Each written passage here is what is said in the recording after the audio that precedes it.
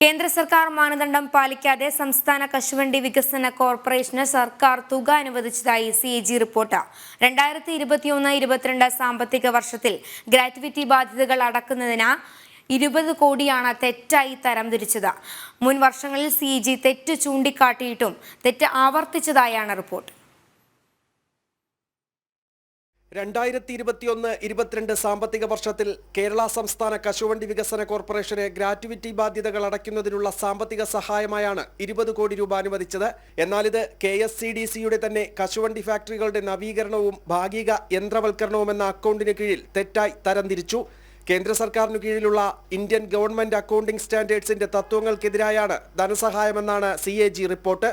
Revenue ചെലവിന് പകരം മൂലധന ചെലവായാണ് ഈ തുക ബുക്ക് ചെയ്തത്.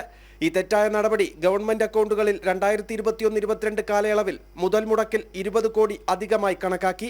കൂടാതെ റവന്യൂ ചെലവ് അത്ര തന്നെ കുറച്ചു കാണിക്കുന്നതിനും കാരണമായെന്നും CAG റിപ്പോർട്ടിൽ പറയുന്നു. മുൻവർഷങ്ങളിലും സമാനമായ തെറ്റായ വർഗീകരണം CAG ചൂണ്ടിക്കാട്ടിയിരുന്നതാണ്. എന്നാൽ വീണ്ടും ഇത് ആവർത്തിക്കുകയായിരുന്നു.